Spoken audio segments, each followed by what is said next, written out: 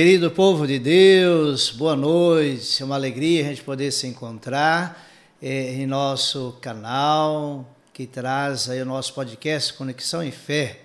Queremos agradecer sempre o jeito de você nos acolher com essa evangelização, essa ferramenta maravilhosa que é as redes sociais, e convidando você a se inscrever em nosso canal no YouTube, Paróquia Nossa Senhora do Brasil, São José do Rio Preto, e pedir para que os familiares, amigos também inscrevam e ao acompanhar a programação do nosso canal, dê o positivo e faça sempre um comentário. Isso ajuda o YouTube a apresentar o nosso canal para mais pessoas, né? Então, desde já agradecemos. Hoje estamos vivendo a Semana Nacional da Família e queremos também, nessa evangelização, pedir a Deus que continue abençoando, guardando e fortalecendo a sua vida familiar. Estamos no mês vocacional e a Semana Nacional da Família. Ontem celebramos a vocação à paternidade e cumprimentamos aí todos os pais e agradecemos a sua presença em nossas comunidades. Sejam todos bem-vindos. Hoje temos a alegria de contarmos com a presença do Padre José Eduardo Vittoretti, nós chamamos carinhosamente como Padre Zezinho, e Padre José Eduardo, nós estudamos juntos aí 7 anos, caminhamos juntos, é um irmão de caminhada, e hoje o Padre Zezinho está assumindo aí, acabou de assumir um trabalho novo na diocese, tão necessário, um padre que é designado para ajudar a cuidar dos padres, né? E as nossas comunidades paroquiais, se tem os padres animados, a comunidade, a tendência é estar animada. Boa noite, Padre Zezinho, seja bem-vindo. Boa noite, Padre Ernesto, boa noite, povo de Deus que nos assiste aqui pelo canal do YouTube, da Paróquia Nossa Senhora do Brasil, aqui da cidade de São José do Rio Preto. É uma alegria, um prazer, desde já agradeço o convite para estar aqui com vocês neste programa desta noite, né? Muito bem, Padre Zezinho. Então já vamos conhecer o Padre Zezinho, todo o povo que nos acompanha. Quem é o Padre Zezinho, onde nasceu, seus pais, como estão, aonde estão, né? Como que foi essa caminhada do Padre Zezinho? Então, eu sou natural da cidade de Tanabi, hoje pertencente à diocese de Votuporanga, né? Eu nasci lá, me criei lá, cresci, né? Enfim, adolescente entrei para o seminário menor, depois, em 90, chegamos aqui em Rio Preto para fazer os estudos filosóficos e teológicos. E também Padre Ernesto foi meu companheiro de seminário nesse longo de 7 anos, né? Estudamos juntos, nos ordenamos juntos, no dia 5 de dezembro de 96. E meu pai atualmente mora em Tanabi também, minha mãe já é falecida há 3 anos, né? Eu tenho uma irmã, sobrinhos, e estou aqui, ficamos na Diocese de Rio Preto, para continuar a nossa missão, do qual a Igreja nos confia, né? Ótimo, né? Tivemos um podcast esses dias com o Padre Leonel, que é o reitor do nosso seminário, e ele, falando da caminhada dele, de discernimento vocacional, ele disse, olha, eu também fiz o seminário menor. E teve 2 pessoas que perguntaram, Padre Ernesto, então tem um menor e tem um maior, né? E você também teve a experiência de seminário menor? Até o Leonel, nós estudamos junto, acho que 2 anos lá em Tanabi. Naquele tempo, né, não tinha propedêutico ainda, a gente fazia o seminário menor. Podia entrar no colegial, que é chamado antigamente o colegial, fazia ali da 8ª até o 3º colegial, e depois, então, sendo aprovado, vinha para estudar aqui em São José do Rio Preto, a filosofia e teologia. Hoje não tem mais seminário menor, né? Uhum. Nós temos aqui na cidade o seminário propedêutico, já há décadas, né? Uhum. Mas foi interessante, foi legal ter feito o seminário menor. E naquela época o padre reitor era o Padre Oscar, que se encontra aqui em Rio Preto ainda, né? Isso, ali na Santa Cruz, né? Paróquia Santa Cruz. Ótimo. Então, voltando a esse tema, o seminário menor é esse período que vai aí o adolescente, o jovem, que faz também aí o colegial estando no seminário, né? Hoje tem um propedêutico, depois que termina o colegial, então fica um ano ali para adequar-se a disciplinas, né? E a convivência, a vida de comunidade, depois inicia os cursos de filosofia e teologia, que é chamado seminário maior. O padre Zezinho, ele acabou de assumir, né? Faz assim este ano, né? A pastoral presbiteral. Então, estamos no mês vocacional, é importante trazer os temas ligados às vocações e nós compreendermos bem essa dimensão do padre, do sacerdote, no mundo hoje que prioriza tanto ter, tanto o prazer. A vocação sacerdotal é abrir mão dessa maneira em que a sociedade tenta passar para nós, onde está a alegria, e nós vivemos uma outra alegria. E qual alegria? A alegria de sentir o prazer, de servir ao reino, de encontrar as pessoas, de promover essa alegria, essa relação que se tem hoje na vida familiar. Nós, sacerdotes, somos chamados a ter com a família, o povo de Deus, né? Então, a igreja, para dizer assim, ela se constitui para a evangelização através dos serviços pastorais, né? Então as pessoas perguntavam o que é uma pastoral presbiteral, né? Pois bem, a pastoral presbiteral. Aqui no Brasil ela nasceu em 2005, com a necessidade dessa teologia do cuidado, né, pelo presbítero, pelo padre. Claro que o bispo é o primeiro responsável pelos padres, né? Ele é o pastor também de todo o rebanho, ele é o pai dos padres. Mas aí, como o bispo é um só, né, e precisa deste cuidado mais de perto, então nasce a pastoral presbiteral, que na verdade nasceu o representante de presbíteros, que aqui no Brasil, no Código de Direito Canônico, lá numa emenda, coloca que toda diocese tem que ter na Comissão Regional de Presbíteros, que é também ligada à CNBB, Conferência Nacional dos Bispos do Brasil, esse padre que deve ser eleito pelo clero, né, pelos padres da diocese. O bispo, de preferência, não escolhe esse padre.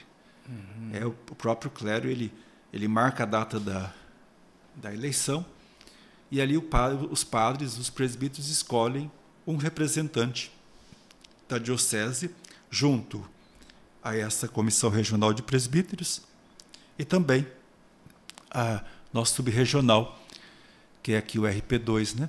Que são 5 dioceses. E depois, então, já automaticamente nasce a pastoral presbiteral, que é, de fato, o cuidado com o presbítero, né? Certo. Olha que palavra importante o Padre Zezinho traz. E uma expressão que eu não havia ouvido, a teologia do cuidado.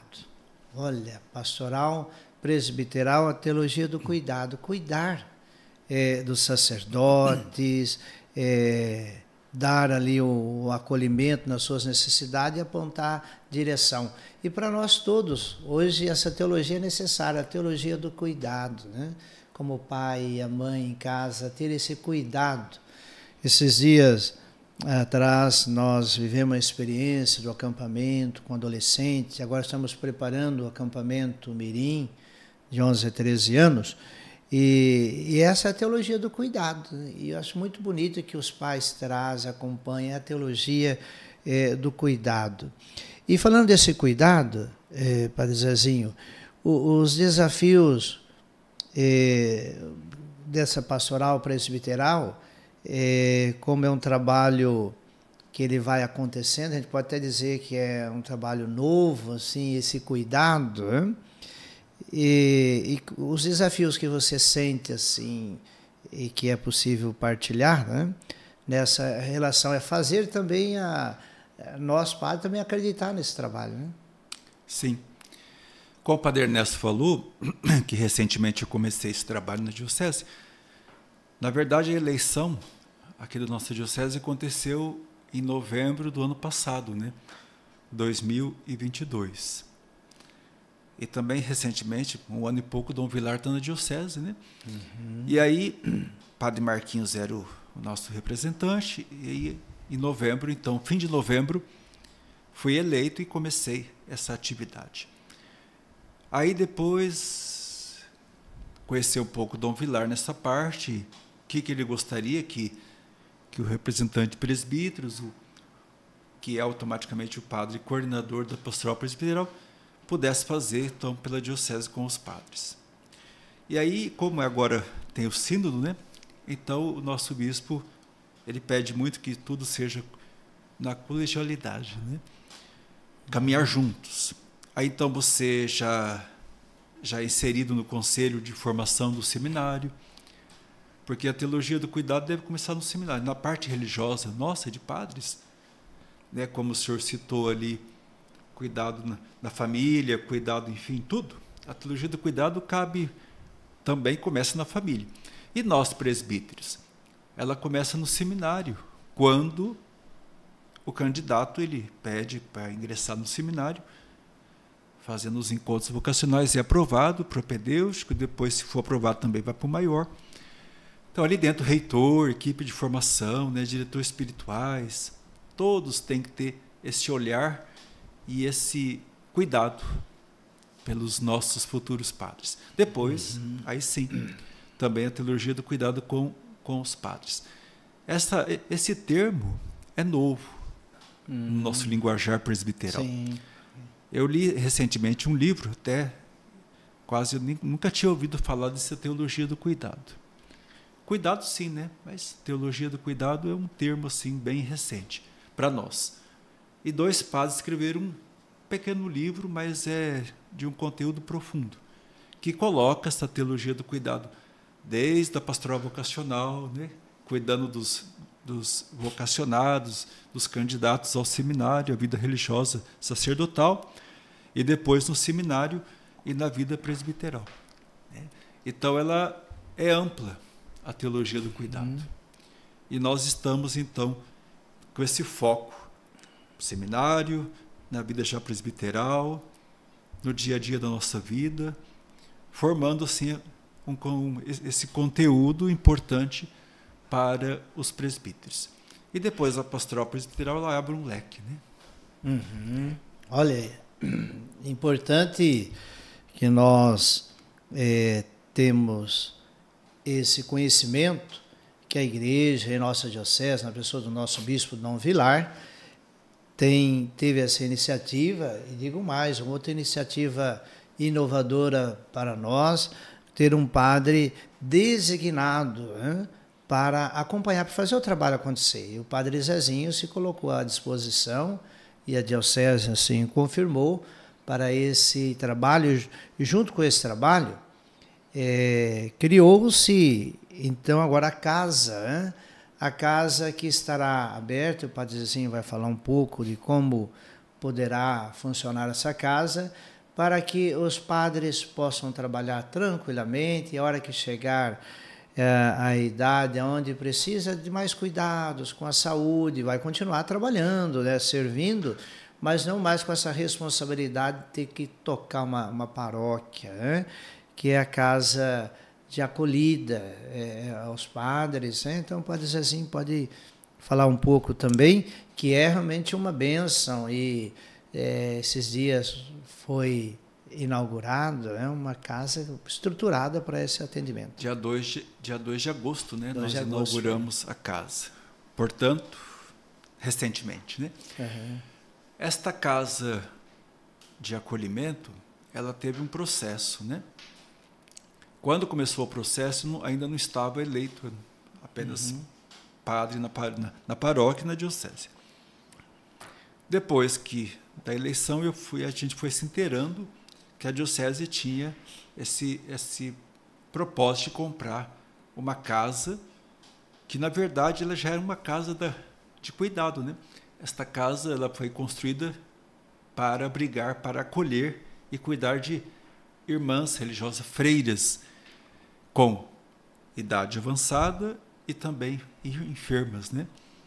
E ela, eu acredito que por 20 anos, mais ou menos, ela serviu para cuidar das irmãs, das freiras idosas, enfermas, da congregação das Irmãs Jesus Crucificado, né? Aqui na cidade mesmo. Depois, eu acho que elas tiveram dificuldade, foram morrendo, e a casa acho que ficou grande, e com certeza muito complicado para ficar com poucas freiras. E aí então elas resolveram vender a casa, e essas que estavam aqui voltar numa casa que elas têm em Campinas. Então acho que centralizou, e aí a diocese, foi proposta a diocese estudou, né, avaliou o que poderia ser feito, pensou, o Conselho de Presbítero acho que várias vezes retomou o assunto, e aí no final resolveram comprar esta casa. Mas aí a pergunta, né? Quem que vai cuidar? Quem que vai assumir essa casa? Aí a gente já está na chuva, né? Vamos molhar, né? Então, aceitei a proposta do bispo, do Conselho de Presbítero, também do Colégio de Consultores, que se eu pudesse assumir a casa. Então, foi feita uma carta por mim mesmo, dizendo ao bispo, ao Conselho de Presbítero e ao Colégio de Consultores que estaria disponível e disposto a ajudar nesta casa, né? E aí, com o diálogo, se chegou à conclusão que eu deveria não só cuidar, né, não só estar responsável, mas morar nesta casa, como um coordenador da casa. E aí refletiu-se mais e foi caminhando. Aí o Colégio de Consultores, juntamente depois com o Conselho de Presbíteros, achou por bem que eu tivesse que renunciar à paróquia, uma paróquia para ficar disponível somente para esta casa. E assim aconteceu, e assim vai começar a ser feito. Ótimo, né? Olha, eu conhecia aquela casa, quando você falou que já servia às irmãs, né? Tem aqui uma paroquiana que agora está morando um pouco aqui, um pouco em Maceió, que é a dona Margarida Melo, e lá ela tinha uma irmã freira, a irmã Helena Soares, né? E na época a irmã já estava enferma, aí eu fui um dia visitar, e a gente vê que a casa ela é adequada, né? Adequada. Hoje adequada é os cuidados, né, que tem com a idade onde os movimentos são menores, então não ter degrau, não ter escada. Ela foi projetada, foi arquitetada para isso mesmo, né? Casa de repouso. Isso, então Padre Dária também tinha uma irmã freira que morava lá, mas já faleceu, né? Padre Dária. Okay. Uma irmã religiosa também, que morou nesta casa. Que bom. E hoje, Padre Zezinho, talvez até algo que me vem muito agora ao meu coração. Hoje na diocese nós somos quantos sacerdotes? Em torno aí aproximadamente 115 padres. 115 entre padres. Idosos, né? Residentes aqui e não residentes, porque nós temos os freis que são encardinados aqui, mas trabalham também em outras dioceses, né? Pela Fraternidade de São Francisco, né? Com que o Padre Nélio, o Frei Francisco... são encardinados aqui, são encardinados, porém trabalham em outras dioceses, mas conta como clero da diocese, né? E juntamente com os religiosos. Tem idosos também, aqui tem uma casa de padre religioso idoso, e também alguns que estão em ativo ainda. 115 aproximadamente. 115 padres. Olha, que informação importante. E coloquemos em nossas orações, estamos no mês vocacional, pela vida dos nossos sacerdotes. Nós temos aí uma população em nossa diocese, eu acredito que em torno aí de 700, 600 mil, 700 mil habitantes. Quase 1 milhão, né? Quase 1 milhão, né? E com esses 115 sacerdotes para atender e alguns que estão temporariamente servindo em outras dioceses, mas vinculado, porque foram ordenados aqui, na nossa diocese está vinculado ao presbitério, ao clero da nossa diocese, né? A igreja, ela tem uma orientação que é para os bispos, e isso parece que agora se estende um pouco aos padres, que ao chegar aos 75 anos, o bispo ele é convidado a colocar à disposição, né? E a igreja assim vai discernir se ele deixa as responsabilidades, né? Padre nunca deixaremos, né? Isso até lá no céu seremos sacerdotes, né? Mas existe essa orientação, né? Ao chegar aos 75 anos, que coloque à disposição das atividades, assim, vamos dizer, de responsabilidades, e aí inclui, de repente, até estar à frente da paróquia para servir como um coadjutor, né? Existe essa espiritualidade, vamos dizer, né? O bispo não obriga, né? Mas é aconselhável que o padre chegar aos 75 anos, que é a idade canônica para pedir renúncia, ele livremente deveria escrever uma carta dizendo: olha, completou a minha idade canônica, 75 anos, eu preciso então renunciar à paróquia, né? Para poder aí viver o resto da vida mais, né? Com mais tranquilidade, enfim. Então esta casa, ela surge de fato para essa situação, que de repente o padre não tem condições de morar sozinho, não tem um abrigo para acolhê-lo, né? Então, para evitar que o padre vá para um asilo ou uma casa de repouso que custa aí um custo alto durante o mês, ou ele não tem nem família para acolher, né? Sobrinhos talvez não podem acolhê-lo, ou ele não tem uma residência própria. Se tem, talvez tem que ir. Cuidador hoje custa muito caro, né? De repente, se está inválido ou se está com dificuldade de viver sozinho. Então, esta casa pode acolhê-lo. Deveria e deve acolhê-lo, se ele tiver vontade de ir para lá, né? Também um padre enfermo. De repente, o padre Ernesto ficou enfermo e aqui, então a comunidade não vai poder cuidar, poderia cuidar, mas não quer, então a gente pode acolher também esse padre, né? Um padre também da diocese X do Brasil, que aqui na cidade vai fazer um tratamento, né? E ele conversa comigo, aí sabe desta casa de acolhimento, e ele então manifesta por carta o desejo de: padre, eu precisaria ficar um mês na cidade em tratamento, será que essa casa não me acolhe? Aí ele escreve uma carta, apresenta ao bispo, o bispo apresenta ao conselho de presbítero, aí aprovado, com certeza vai ser aprovado, né? Nós podemos acolher esse padre para ficar nesse período aí de tratamento aqui na cidade. Ou eu queria ficar 15 dias na casa para descansar um pouco minha cabeça, eu passei por uma situação difícil, né? Estou em tratamento psicológico, terapêutico ou psiquiátrico, eu preciso também um descanso. O médico me recomendou ficar aí 20 dias fora da paróquia. Se esse padre tiver o desejo, esta casa acolhe. Ela não é uma casa de lazer, padre, é uma casa só de repouso mesmo. Não tem como você, né? Não tem piscina. Não tem piscina, não é chácara, não tem como você andar de bicicleta lá dentro. Campo, né? Não tem como jogar bola, a não sei que pega a bola e joga na gente. Essa casa mesmo é uma casa de acolhimento. É para descanso e meditação, né? Uma casa bem tranquila. Ontem mesmo uma pessoa foi lá da Cúria Diocesana ligar a internet para nós, né? Hoje a gente não vive sem arroz e feijão, mas sem internet não vive, né? Aí dizia para ele: vive sem arroz e feijão, mas sem internet não. Não dá. Aí ele falou: nossa, que paz que tem aqui. Está no centro da cidade praticamente, mas a casa tem uma tranquilidade muito, muito grande. E o senhor foi lá na inauguração, viu, né, que a casa tem uma acolhida mesmo, por si ela já acolhe. Porque nós temos já na porta de entrada a capela, né?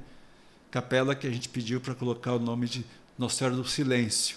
E ele confirmou ontem, esse leigo, que lá de fato tem um silêncio profundo mesmo. E é importante que também nós padres possamos, agora em atividade, e passar por lá, visitar, ela estar aberta para fazer uma oração e levar alguma lógico, sempre com agendamento, porque tem toda uma atividade, até de repente ir lá rezar, focado para o sacerdote, de repente, olha, pego aqui 2 ou 3 pessoas, lideranças, né? E lá também rezar pelos sacerdotes, né? Acreditamos fortemente no poder da oração, tudo isso é cuidado, é zelo, né? E quando começar a ter os padres lá morando, também essa visita é muito importante. Sim, sim. Muito Importantíssimo. importante. O contato com os leigos, né, também. Dom Vilar, ontem, na inauguração, na bênção da casa, na sua pequena reflexão, homilia, ele colocava de fato que a casa está aberta para leigos, né? Também seminaristas, porque é pertinho do seminário, né? É uma ponte ali, praticamente, um quarteirão de distância do seminário maior, aos padres, freiras, enfim, está aberto àqueles que querem conhecer. Com o tempo, quando tiver lá também os padres, um horário que desejar para atender confissão, né? De repente a pessoa quer, enfim, uma casa que vai ter muita utilidade, inclusive pastoral, né? Sim. Pastoral nesse sentido. E a gente sabe que a experiência do sacerdote ainda traz muito mais vigor nos aconselhamentos, né? Quem tem toda uma experiência tem muito mais chance de acertar, né? Se o padre que for para lá tem condições psíquica, física, ele vai poder presidir a sua missa, a sua Eucaristia lá, né? Uhum. Ele vai poder... Nós temos uma sala, chamamos de parlatório, onde ele pode, de repente, um da família quer visitá-lo, um amigo muito conhecido da paróquia, íntimo lá, ou que é discípulo dele, né? Mesmo que ele deixou a paróquia, mas tem contato com aquele padre, pode ir lá visitá-lo, né? Nós temos uma sala para ele acolher, né? Se tiver 2, 3 padres, tem que ter uma sala reservada, senão vai ficar conversando no meio dos outros, fica chato, né? Então a casa já tem essa salinha que onde o padre pode acolher, conversar e atender aquele leigo, aquela pessoa da família, né? Pode levar um bolo, pode levar olha aí, um biscoitinho, pode levar, né? Tudo isso é cuidado, tudo isso é cuidado. Cuidado com o padre que já passou pela paróquia, né? Deu a sua vida. E lá o cuidado, o nosso lema da Pastoral Pastoral é cuidando de quem cuida. E agora nós vamos cuidar de quem já cuidou. Né? Porque já cuidou. Já deu a sua vida na paróquia, na missão apostólica. Hoje, a idade avançada, a dificuldade física, enfim, ele está sendo cuidado. Cuidando de quem cuidou também. Isso. E cuidando de quem cuida. Olha, que coisa bonita, né? Ver a igreja que tem esse carinho, essa preocupação, e para todos nós, povo de Deus, eu faço já uma perspectiva. Hoje eu estou com 52 anos, quer dizer, daqui a 23 anos, estarei aí é lógico, se Deus permitir, né? Nos 75 anos. Isso é um conforto para nós, a gente saber que terá uma casa, né? Que nas necessidades a gente vai poder também utilizar, né? Como todo o cuidado da nossa igreja. Porque hoje a sociedade ela vive muito forte essa questão do descarte, né? A hora que não está produzindo mais, começa a incomodar. A gente vê dentro das nossas estruturas familiares, né? Agora, para nós, padre, é muito importante termos essa consciência, porque na medida que nós vamos ficando idosos, também o irmão, a irmã também está idoso. E quem vem aí, os sobrinhos, já não vai tendo aquela proximidade, aquela ligação de assumir o tio, na sua velhice. Então, acho que nós, quando dizemos sim ao sacerdócio, nós constituímos uma nova família, que é a família presbiteral, né? Então, e também as nossas comunidades, as igrejas onde a gente passou, falaram, onde eu trabalhei vai cuidar de mim, mas já vai ter um padre lá para cuidar. Então, essa mentalidade, acredito que a pastoral presbiteral vai ajudar muito também a nossa diocese, nessa questão do cuidado, né? O padre na paróquia e também o povo precisa ajudar a cuidar, né? E às vezes existem situações que, ao invés de cuidar, afunda, né? Tem paróquia que cuida sim, né? Agora tem umas que não tem condições, então, e o padre também talvez não quer. Mas é bom lembrar aqui, Padre Ernesto, que o padre idoso ou enfermo, ele não é obrigado a ficar lá. Sim, né? sim, não é porque completou 75, 80, o bispo vai obrigá-lo a ir para lá. Não, o padre vai ser livre. É obrigado o padre completando 75, ou está doente, ou está idoso, ele tem que ir para lá? Não. Ele pode escolher essa casa, como também ele pode ter a casa dele particular, ou uma casa de repouso que ele queira pagar para ficar. Né? Sim, mas não é obrigatório, o padre não é obrigatório ficar lá, não. Sim, é a igreja que está se colocando à disposição. Nós tem a casa. Temos a casa, está aberta. Né? É bem na dinâmica em que Jesus sempre procurou inaugurar o seu reino. Né? Se alguém quiser, né? Se alguém quiser, estamos aqui para acolher. Né? Hoje, no Brasil, Padre Zezinho, temos aí... A pessoa pode ter perguntado, no Brasil hoje temos uma população de 200 milhões de habitantes, entre brasileiros e aqueles que aqui residem de outro país, e tem uma estimativa de quantos padres nós temos no Brasil? O ano passado saiu mais ou menos uma estatística, acho que aproximadamente 30 mil padres. Pode ser que o ano que vem, ou esse ano ainda faça em outro, mas o ano passado soltou uma nota aí, CNBB, com quase 30 mil padres, aproximadamente.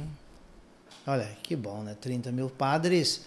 E a gente vê hoje um crescimento vocacional já numa experiência mais diferente, como você lembrou que você fez o seminário menor, mas hoje as vocações têm sido mais tardias na idade, né?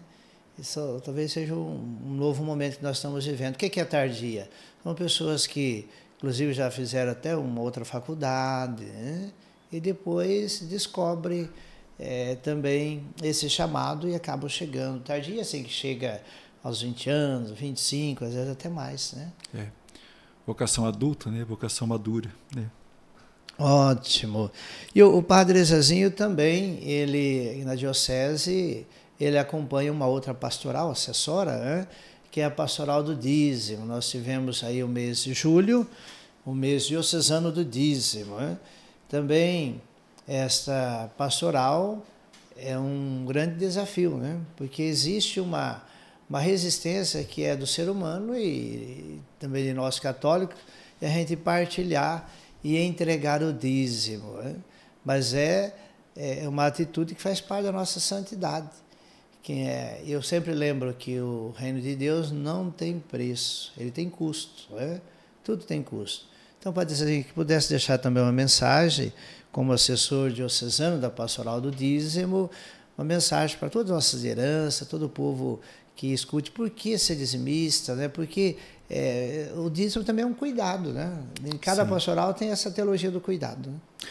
Né? O padre, a paróquia, a diocese, toda a igreja precisa que nós, pela palavra de Deus, coloque no altar, consagre o seu dízimo no altar do Senhor. Nós aqui na diocese, nós estamos aí até em alta com a pastoral do dízimo. Graças a Deus, nós temos uma equipe até boa, né? Conseguimos toda a região, todas as foranias estão representadas na nossa equipe diocesana, graças a Deus. Uma equipe que se preocupa com a formação e com a evangelização. E outro milagre aconteceu na pastoral do dízimo, pós-pandemia, que nós conseguimos, este ano, fazer um curso de animação para agentes da pastoral do dízimo. Nós damos o nome de Cadiz. A princípio, nós pensamos assim, vamos fazer esse curso. Ele foi elaborado para 6 módulos, portanto 6 meses. E a gente, assim, a equipe imaginou, se aparecer 50, está ótimo. Estamos felizes da vida. Porque quando se trata de dízimo, como o Padre Ernesto falou, nós temos um pé atrás, ficamos assim meio, né? O católico, infelizmente, ele não consegue digerir bem o dízimo, né? Ele ajuda em quermesse, promoções, mas o dízimo ele fica... parece que tem padre que até não gosta de falar porque isso que ofende o povo, né? Mas então nós preparamos esse curso com professores. Para cada módulo tinha um professor, né, um padre, dando aquele módulo. Aí soltamos a inscrição no link e, para nossa surpresa, chegou a 160 inscritos. Olha. Ou melhor, 180. Depois, nós terminamos, depois de 6 meses, também grande milagre, acho que na Pastoral do Dízimo, terminamos o curso com 130 pessoas. Quando se trata de dízimo, é milagre. Esse mês de julho, como já terminou, nós fizemos nossas formações pelas foranias, e também foi um grande milagre, uma grande bênção. Nós conseguimos reunir quase 800 pessoas. Isso por dízimo é milagre. Você reunir quase 800 pessoas em 5 noites, né, de formação. Então, estou feliz e acho que a missão vai acontecendo, porque nós estamos tentando tirar essa consciência que dízimo é ajuda, que é pagamento, que é contribuição. Dízimo é dízimo, pertence ao Senhor. E quando você evangeliza, o dízimo acontece. Quando você pede dízimo, o dízimo não vem. É verdade.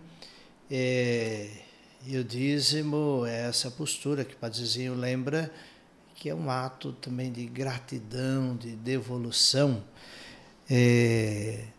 ao Senhor através de uma vida de comunidade, onde a evangelização acontece.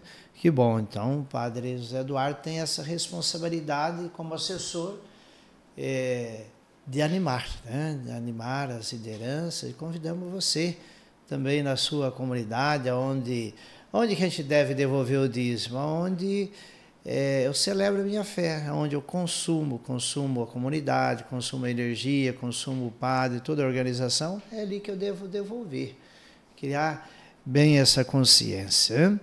Que bom, Padre Zezinho, nós estamos aí caminhando já para o nosso final aqui do nosso bate-papo, e estamos dentro desse mês vocacional, né? Tivemos o primeiro domingo, o Dia do Padre, por ocasião de São João Maria Vianney. O segundo, agora, da vocação à paternidade, né? Que celebramos o Dia dos Pais, o qual nós estamos vivendo. Mas teremos mais 2 semanas aí que vai contemplar a vocação religiosa e a vocação dos leigos. Então, que você pudesse deixar uma mensagem nesse sentido de esperança. Estamos agora nessa Semana da Família, e as vocações também surgem do meio das nossas famílias, com as suas dificuldades, com as suas alegrias, mas é deste meio que Deus chama, né? Chama para essa missão. Então, que pudesse desejar aí, principalmente a todos os pais que estão vivendo essa semana do Dia dos Pais. A família é o berço da vocação, né? Então, os pais seriam os primeiros a rezar pelas vocações, e que também pedir ao Senhor que na família desse um padre, uma religiosa, né? Ou leigos comprometidos, filhos comprometidos com o reino, na paróquia onde participa, onde tem a sua vivência cristã. No Brasil também nós estamos vivendo o ano vocacional, e agora agosto, por excelência, é o mês que também nós intensificamos as nossas orações pelas vocações sacerdotais, religiosas, missionárias e leigas, né? Então é muito importante em casa, na família. Se você mora sozinho, reze também sozinho. Se você mora entre várias pessoas dentro de casa, reúne algumas vezes na semana ou uma vez na semana para fazer uma oração intensa pelas vocações. Aquela frase que tem 2000 anos, que a gente conhece bem, que Jesus já dizia: a messe é grande, mas são poucos operários. Eu acho que nunca essa frase vai perder a sua força, né? Porque sempre mais a igreja precisa de operários para a messe. Sempre mais Jesus precisa de colaboradores, de discípulos missionários, para poder também, no mundo, levar a sua palavra, esta pérola que nós ouvimos no Evangelho, que o próprio Jesus disse, né? O reino de Deus é uma pérola. E a vocação também é uma pérola. Temos que cuidar, rezando e cuidando. Muito bem. O Padre Zezinho trouxe aí a parábola o capítulo em que Jesus conta várias parábolas, e entre elas que o reino dos céus é como um comprador de pérolas que vendeu tudo que tem para cuidar dessa pérola, né? E assim também cada um de nós precisamos cuidar, zelar e fazer de tudo para manter esse tesouro, essa pérola em nosso meio, que ela possa brilhar no sentido de indicar caminhos a seguir.